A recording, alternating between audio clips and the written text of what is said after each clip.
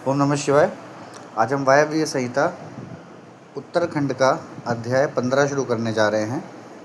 त्रिविध दीक्षा का निरूपण, शक्तिपात की आवश्यकता तथा उसके लक्षणों का वर्णन, गुरु का महत्व, ज्ञानी गुरु से ही मोक्ष की प्राप्ति तथा गुरु के द्वारा शिष्य की परीक्षा। श्री कृष्ण बोले, भगवान, आपने मंत्र का महात्म्य तथा उसके प्रयोग का विधान बताया, जो साक्षात वेद के तुल्य है। अब मैं उत्तम शिव संस्कार की विधि सुनना चाहता हूँ, जिसे मंत्र ग्रहण के प्रकरण में आपने कुछ सूचित किया था। वह बात मुझे भूली नहीं है। उपमन्यु ने कहा, अच्छा, मैं तुम्हें शिव द्वारा कथित परम पवित्र संस्कार का विधान बता रहा हूँ, जो समस्त पापों का शोधन करने वाला है। मनुष्य जिसके प्रभाव से पूजा आदि में उत्तम अधिकार प्राप्त कर लेता है, उस षण्ढब्द शोधन कर्म को संस्कार कहते हैं। संस्कार अर्थात शुद्धि करने से ही उसका नाम संस्कार है। यह विज्ञान देता है और पाश बंधन को क्षीण करता है। इसीलिए इस संस्कार को ही दीक्षा भी कहते हैं। शिव शास्त्र में परमात्मा शिव ने शांभवी, शाक्ति और मांत्री 3 प्रकार की दीक्षा का उपदेश किया है। गुरु के दृष्टिपात मात्र से, स्पर्श से तथा संभाषण से भी जीव को तो तत्काल पाशों का नाश करने वाली संज्ञा सम्यक बुद्धि प्राप्त होती है। वह सांभवी दीक्षा कहलाती है। उस दीक्षा के भी 2 भेद हैं, त्रिवा और तीव्रतरा। पाशों के क्षीण होने में जो शीघ्रता या मंदता होती है, उसी के भेद से यह 2 भेद हुए हैं। जिस दीक्षा से तत्काल सिद्धि या शांति प्राप्त होती है, वही तीव्रता मानी गई है, तीव्रतरा मानी गई है। जीवित पुरुष के पाप का अत्यंत शोधन करने वाली जो दीक्षा है, उसे तीव्रा कहा गया है। गुरु योग मार्ग से शिष्य के शरीर में प्रवेश करके ज्ञान दृष्टि से जो ज्ञानवती दीक्षा देते हैं, वह शाक्ति कही गई है। क्रियावती दीक्षा को मांत्री दीक्षा कहते हैं। इसमें पहले होम कुंड और यज्ञ मंडप का निर्माण किया जाता है। फिर गुरु बाहर से मंद या मंदतर उद्देश्य को लेकर शिष्य का संस्कार करते हैं। शक्तिपात के अनुसार शिष्य गुरु के अनुग्रह का भाजन होता है। शैव धर्म का अनुसरण शक्तिपात मूलक है, अतः संक्षेप से उसके विषय में निवेदन किया जाता है। जिस शिष्य में गुरु की शक्ति का पात नहीं हुआ, उसमें शुद्धि नहीं आती तथा उसमें ना तो विद्या, ना सविचार, ना मुक्ति और ना सिद्धियां ही होती हैं। अतः प्रचुर शक्तिपात के लक्षणों को देखकर गुरु ज्ञान अथवा क्रिया के द्वारा शिष्य का शोधन करें। जो मोहवश इसके विपरीत आचरण करता है, वह दुर्बुद्धि नष्ट हो जाता है। अतः गुरु सब प्रकार से शिष्य का परीक्षण करें। उत्कृष्ट बोध और आनंद की प्राप्ति ही शक्तिपात का लक्षण है, क्योंकि वह परमाशक्ति प्रबोधानंद रूपिणी ही है। आनंद और बोध का लक्षण है अंतःकरण में विकार। जब अंतःकरण द्रवित होता है, तब ब्रह्मा शरीर में कंप, रोमांच, स्वर विकार, नेत्र विकार और अंग विकार प्रकट होते हैं। शिष्य भी शिव पूजन आदि में गुरु का संपर्क प्राप्त करके अथवा उनके साथ रह करके उनमें प्रकट होने वाले इन लक्षणों से गुरु की परीक्षा करे। शिष्य गुरु का शिक्षणीय होता है और उसका गुरु के प्रति गौरव होता है। इसीलिए सर्वथा प्रयत्न करके शिष्य ऐसा आचरण करे जो गुरु के गौरव के अनुरूप हो। जो गुरु है वह शिव कहा गया है और जो शिव है वह गुरु माना गया है। विद्या के आकार में शिव ही गुरु बनकर विराजमान है। जैसे शिव हैं वैसी विद्या है, जैसी विद्या है वैसे गुरु हैं। शिव, विद्या और गुरु के पूजन से समान फल मिलता है। शिव सर्व देवात्मक हैं और गुरु सर्व मंत्रमय। अतः संपूर्ण यत्न से गुरु की आज्ञा को शिरोधार्य करना चाहिए। यदि मनुष्य अपना कल्याण चाहने वाला और बुद्धिमान है, तो वह गुरु के प्रति मन, वाणी और क्रिया द्वारा कभी मिथ्याचार, कपटपूर्ण बर्ताव ना करे। गुरु आज्ञा दे या ना दे, शिष्य सदा उनका हित और प्रिय करे। उनके सामने और पीठ पीछे भी उनका कार्य करता रहे। ऐसे आचार से युक्त गुरु भक्त और सदा मन में उत्साह रखने वाला जो गुरु का प्रिय कार्य करने वाला शिष्य है, वही शैव धर्म के उपदेश का अधिकारी है। यदि गुरु गुणवान, विद्वान, परमानंद का प्रकाशक तत्ववेत्ता और शिवभक्त है तो वही मुक्ति देने वाला है, दूसरा नहीं। ज्ञान उत्पन्न करने वाला जो परमानंद जनित तत्व है, उसे जिसने जान लिया है वही आनंद का साक्षात्कार करा सकता है। ज्ञान रहित नाम मात्र का गुरु ऐसा नहीं कर सकता। नौकाएं एक दूसरी को पार लगा सकती हैं, किंतु क्या कोई शिला दूसरी शिला को तार सकती है? नाम मात्र के गुरु से नाम मात्र की ही मुक्ति प्राप्त हो सकती है। जिन्हें तत्व व ज्ञान है वे ही स्वयं मुक्त होकर दूसरों को भी मुक्त करते हैं। तत्वहीन को कैसे बोध होगा और बोध के बिना कैसे आत्मा का अनुभव होगा? जो आत्मानुभव से शून्य है वह पशु कहलाता है। पशु की प्रेरणा से कोई पशुत्व को नहीं लांघ सकता। अतः तत्वज्ञ पुरुष ही मुक्त और मोचक हो सकता है, अज्ञ नहीं। समस्त शुभ लक्षणों से युक्त, संपूर्ण शास्त्रों का ज्ञाता तथा सब प्रकार के उपाय विधान का जानकार होने पर भी जो तत्व ज्ञान से हीन है, उसका जीवन निष्फल है। जिस पुरुष की अनुभव पर्यंत बुद्धि तत्व के अनुसंधान में प्रवृत्त होती है, उसके दर्शन, स्पर्श आदि से परमानंद की प्राप्ति होती है। अतः जिसके संपर्क से ही उत्कृष्ट बोध स्वरूप आनंद की प्राप्ति संभव हो, बुद्धिमान पुरुष उसी को अपना गुरु चुने, दूसरे को नहीं। योग्य गुरु का जब तक अच्छी तरह ज्ञान ना हो जाए, तब तक विनयाचार चतुर मुमुक्षु शिष्यों को उनकी निरंतर सेवा करनी चाहिए। उनका अच्छी तरह ज्ञान सम्यक परिचय हो जाने पर उनमें सुस्थिर भक्ति करें। जब तक तत्व का बोध ना प्राप्त हो जाए, तब तक निरंतर गुरु सेवन में लगा रहे। तत्व को ना तो कभी छोड़े और ना किसी तरह भी उसकी उपेक्षा ही करे। जिसके पास 1 वर्ष तक रहने पर भी शिष्य को थोड़े से भी आनंद और प्रबोध की उपलब्धि ना हो, वह शिष्य उसे छोड़कर दूसरे गुरु का आश्रय ले। गुरु को भी चाहिए कि वह अपने आश्रित ब्राह्मण जातीय शिष्य की 1 वर्ष तक परीक्षा करे, क्षत्रिय शिष्य की 2 वर्ष और वैश्य की 3 वर्ष तक परीक्षा करे। प्राणों को संकट में डालकर सेवा करने और अधिक धन देने आदि का अनुकूल प्रतिकूल आदेश देकर उत्तम जाति वालों को छोटे काम में लगाकर और छोटों को उत्तम काम में नियुक्त करके उनके धैर्य और सहनशीलता की परीक्षा करे। गुरु के तिरस्कार आदि करने पर भी जो विषाद को नहीं प्राप्त होते, वे ही संयमी, शुद्ध तथा शिव संस्कार कर्म के योग्य हैं। जो किसी की हिंसा नहीं करते, सबके प्रति दयालु होते, सदा हृदय में उत्साह रखकर सब कार्य करने को उद्यत रहते, अभिमान शून्य, बुद्धिमान और स्पर्धा रहित होकर प्रिय वचन बोलते, सरल, कोमल, स्वच्छ, विनयशील, सुस्थिर चित्त, शौचाचार से संयुक्त और शिवभक्त होते, ऐसे आचार व्यवहार वाले द्विजातियों को मन, वाणी, शरीर और क्रिया द्वारा यथोचित रीति से शुद्ध करके तत्व का बोध कराना चाहिए। यह शास्त्रों का निर्णय है। शिव संस्कार कर्म में नारी का स्वतः अधिकार नहीं है। यदि वह शिवभक्त हो तो पति की आज्ञा से ही उक्त संस्कार की अधिकारिणी होती है। विधवा स्त्री का पुत्र आदि की अनुमति से और कन्या का पिता की आज्ञा से शिव संस्कार में अधिकार होता है।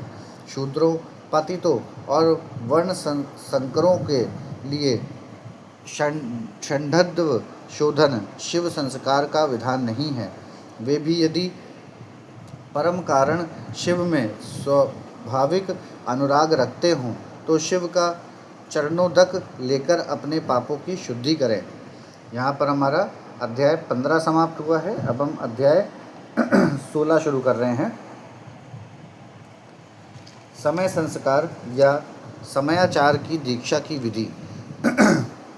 उपमन्यु कहते हैं, यदुनंदन, नाना प्रकार के दोषों से रहित शुद्ध स्थान और पवित्र दिन में गुरु पहले शिष्य का समय नाम संस्कार करे। गंध, वर्ण और रस आदि से विधिपूर्वक भूमि की परीक्षा करके वास्तुशास्त्र में बताई हुई पद्धति से वहाँ मंडप का निर्माण करे। मंडप के बीच में वेदी बनाकर 8 दिशाओं में छोटे छोटे कुंड बनाए। फिर ईशान कोण में या पश्चिम दिशा में प्रधान कुंड का निर्माण करे। एक ही प्रधान कुंड बनाकर 14वां ध्वज तथा अनेक प्रकार की बहुसंख्यक मालाओं से उसको सजाए। तत्पश्चात वेदी के मध्य भाग में शुभ लक्षणों से युक्त मंडल बनाए। लाल रंग के सुवर्ण आदि के चूर्ण से वह मंडल बनाना चाहिए। मंडल ऐसा हो कि उसमें ईश्वर का आवाहन किया जा सके। निर्धन मनुष्य सिंदूर तथा अगहनी या तिन्नी के चावल के चूर्ण से मंडल बनाएं। उस मंडप में 1 या 2 हाथ का श्वेत या लाल कमल बनाएं। 1 हाथ के कमल की कर्णिका का 8 उंगलियों की होनी चाहिए। उसके केसर 4 अंगुल में हो और शेष भाग में अष्टदल आदि की कल्पना करें। 2 हाथ के कमल की कर्णिका आदि 1 हाथ वाले से दुगनी होनी चाहिए। उक्त वेदी या मंडप के ईशान कोण में पुनः एक वेदी पर 1 हाथ या आधे हाथ का मंडल बनाएं और उसे शोभाजनक सामग्रियों से सुशोभित करें। तत्पश्चात धान, चावल, सरसों, तिल, फूल और कुशा से उस मंडल को आच्छादित करके उसके ऊपर शुभ लक्षण से युक्त शिव कलश की स्थापना करें। वह कलश सोना, चांदी, तांबा अथवा मिट्टी का होना चाहिए। उस पर गंध, पुष्प, अक्षत, कुश और दुर्वाकुर रखे जाएं। उसके कंठ में सफ़ेद सूत लपेटा जाए और उसे 2 नूतन वस्त्रों से आच्छादित किया जाए। उसमें शुद्ध जल भर दिया जाए। कलश में 1 मुट्ठा कुश अग्रभाग ऊपर की ओर करके डाला जाए। सुवर्ण आदि द्रव्य छोड़ा जाए और उस कलश को ऊपर से ढक दिया जाए। उस आसन रूप कमल के उत्तर दल में सूत्र आदि के बिना झारी या गड़ुआ, वर्धनी, शंख, चक्र और कमल दल आदि सब सामग्री संग्रह करके रखें। उक्त आसन मंडल के अग्रभाग में चंदन मिश्रित जल से भरी हुई वर्धनी अस्त्रराज के लिए रखें। फिर मंडल के पूर्व भाग में पूर्ववत मंत्र युक्त कलश की स्थापना करके शिव की विधि पूर्वक महापूजा आरंभ करें। समुद्र या नदी के किनारे, गौशाला में, पर्वत के शिखर पर, देवालय में अथवा घर में या किसी भी मनोहर स्थान में मंडप आदि रचना के बिना पूर्वोक्त सब कार्य करें। फिर पूर्वोक्त मंडल और अग्नि की वेदी बनाकर प्रसन्न मुख से पूजा भवन में प्रवेश करें। वहाँ सब प्रकार के मंगल कृत्य का संपादन करके नित्य कर्म के अनुष्ठान पूर्वक मंडल के मध्य भाग में महेश्वर की महापूजा करने के अनंतर पुनः शिव कलश पर शिव का आवाहन पूजन करें। पश्चिमाभिमुख यज्ञ रक्षक ईश्वर का ध्यान करके अस्त्रराज की वर्धनी में दक्षिण की ओर ईश्वर के अस्त्र की पूजा करें। फिर मंत्र युक्त कलश में मंत्र तथा मुद्रा आदि का न्यास करके मंत्र विशारद गुरु मंत्र याग करे। इसके बाद देशिक शिरोमणि गुरु प्रधान कुंड में शिवाग्नि की स्थापना करके उसमें होम करे। साथ ही दूसरे ब्राह्मण भी चारों ओर से उसमें आहुति डालें। आचार्य से आधे या चौथाई होम का उनके लिए विधान है। आचार्य शिरोमणियों को प्रधान कुंड में ही हवन करना चाहिए। दूसरे लोगों को स्वाध्याय, स्तोत्र एवं मंगल पाठ करना चाहिए। अन्य शिव भक्त भी वहाँ विधिवत जप करें। नृत्य, गीत, वाद्य एवं अन्य मंगल कृत्य भी होने चाहिए। सदस्यों का विधिवत पूजन, पुण्याहवाचन तथा पुनः भगवान शंकर का पूजन संपन्न करके शिष्य पर अनुग्रह करने की इच्छा मन में ले आचार्य महादेव जी से इस प्रकार प्रार्थना करें। प्रसीद देव देवेश देह माँ विषय मामकम विमोचयन विश्वेश घृणया च घृणानिधे। देव देवेश्वर प्रसन्न होइए, विश्वनाथ दयानिधे, मेरे शरीर में प्रवेश करके आप कृपा पूर्वक इस शिष्य को बंधन मुक्त कराइए। तदंतर मैं ऐसा ही करूँगा। इस प्रकार इष्ट देव की अनुमति पाकर गुरु उस शिष्य को जिसने उपवास किया हो या हविष्य भोजन किया हो अपने निकट बुलाए। वह शिष्य एक समय भोजन करने वाला और विरक्त हो, स्नान करके प्रातःकाल का कृत्य पूरा कर चुका हो, मंगल कृत्य का संपादन करके प्रणव का जप और महादेव जी का ध्यान कर रहा हो, उसे पश्चिम या दक्षिण द्वार के सामने मंडल में कुश के आसन पर उत्तर की ओर मुँह करके बिठाएं और गुरु स्वयं पूर्व की ओर मुँह करके खड़ा रहे। शिष्य ऊपर की ओर मुँह करके हाथ जोड़ ले। गुरु प्रोक्षणी के जल से शिष्य का प्रोक्षण करके उसके मस्तक पर अस्त मुद्रा द्वारा फूल फेंक कर मारे। फिर अभिमंत्रित नूतन वस्त्र आधे दुपट्टे से उसकी आँख बांध दे। इसके बाद शिष्य को दरवाजे से मंडल के भीतर प्रवेश कराए। शिष्य भी गुरु से प्रेरित हो शंकर जी की 3 बार प्रदक्षिणा करे। इसके बाद प्रभु को सुवर्ण मिश्रित पुष्पांजलि चढ़ाकर पूर्व या उत्तर की ओर मुँह करके पृथ्वी पर दंड की भांति गिरकर साष्टांग प्रणाम करे। तदंतर मूल मंत्र से गुरु शिष्य का प्रोक्षण करके पूर्वोक्त अस्त्र मंत्र के द्वारा उसके मस्तक पर फूल से ताड़न करने के पश्चात नेत्र बंधन खोल दे। शिष्य पुनः मंडल की ओर देखकर हाथ जोड़ प्रभु को प्रणाम करे। इसके बाद शिव स्वरूप आचार्य शिष्य को मंडल के दक्षिण अपने बाएं भाग में कुश के आसन पर बिठाए और महादेव जी की आराधना करके उसके मस्तक पर शिव का वरद हाथ रखे। मैं शिव हूँ। इस अभिमान से युक्त गुरु शिव के तेज से संपन्न अपने हाथ को शिष्य के मस्तक पर रखे और शिव मंत्र का उच्चारण करे। उसी हाथ से वह शिष्य के संपूर्ण अंगों का स्पर्श करे। शिष्य भी आचार्य रूप में उपस्थित हुए ईश्वर को पृथ्वी पर गिरकर साष्टांग प्रणाम करे। तदंतर जब शिष्य शिवाग्नि में महादेव जी की विधिवत पूजा करके 3 आहुति दे ले, तब गुरु पुनः पूर्वतः शिष्य को अपने पास बिठा ले। कुशों के अग्रभाग से उसका स्पर्श करते हुए विद्या या मंत्र द्वारा अपने आप को उसके भीतर आविष्ट करे। तत्पश्चात महादेव जी को प्रणाम करके नाड़ी संधान करे। फिर शिव शास्त्र में बताए हुए मार्ग से प्राण का निष्क्रमण करके शिष्य के शरीर में प्रवेश की भावना करे। साथ ही मंत्रों का तर्पण भी करे। मूल मंत्र के तर्पण के लिए उसी के उच्चारण पूर्वक 10 आहुतियाँ देनी चाहिए। फिर अंगों के तर्पण के लिए अंग मंत्रों द्वारा ही क्रमशः 3 आहुतियाँ दें। इसके बाद पूर्णाहुति देकर मंत्रवेत्ता गुरु प्रायश्चित के निमित्त मूल मंत्र से पुनः 10 आहुतियाँ अग्नि में डाले। फिर देवेश्वर शिव का पूजन करके सम्यक आचमन और हवन करने के पश्चात यथोचित रीति से जातितः वैश्य का उद्धार करे। भावना द्वारा उसके वैश्यत्व को निकाल कर उसमें क्षत्रिय तत्व की उत्पत्ति करे। फिर इसी तरह क्षत्रिय तत्व का भी उद्धार करके गुरु उसमें ब्राह्मण तत्व की उद्भावना करे। इसी प्रणाली से जातितः क्षत्रिय का भी उद्धार करके ब्राह्मण बनाए। फिर उन दोनों शिष्यों में रुद्रत्व की उत्पत्ति करे। जो जाति से ही ब्राह्मण है, उस शिष्य में केवल रुद्रत्व की ही स्थापना करे। फिर शिष्य का प्रोक्षण और तारण करके उसके आग की चिंगारियों के समान प्रकाशमान शिव स्वरूप आत्मा को अपने आत्मा में स्थित होने की भावना करे। तदंतर पूर्वोक्त नाड़ी से गुरु मंत्रोच्चारणों पूर्वक वायु का रेचन करें। वायु का निस्सारण करके उस नाड़ी के द्वारा ही शिष्य के हृदय में वह स्वयं प्रवेश करके उसके चैतन्य का नील बिंदु के समान चिंतन करे। साथ ही यह भावना करे कि मेरे तेज से इसका सारा मल नष्ट हो गया और यह पूर्णतः प्रकाशित हो रहा है। इसके बाद उस जीव चैतन्य को लेकर नाड़ी से संघार मुद्रा एवं पूरक प्राणायाम द्वारा अपने आत्मा से एकीभूत करने के लिए उसमें निविष्ट करे। फिर रेचक की ही भांति कुंभक द्वारा उसी नाड़ी से उस जीव चैतन्य को वहाँ से लेकर शिष्य के हृदय में स्थापित कर दे। तत्पश्चात शिष्य का स्पर्श करके शिव से उपलब्ध हुए यज्ञोपवीत को उसे देकर गुरु 3 बार आहुति दे, पूर्णाहुति होम करे। इसके बाद आराध्य देव के दक्षिण भाग में शिष्य को कुश तथा फूल से आच्छादित करके श्रेष्ठ आसन पर बिठाकर उसका मुंह उत्तर की ओर करके उसे स्वास्तिक आसन में स्थित करे। शिष्य गुरु की ओर हाथ जोड़े रहे।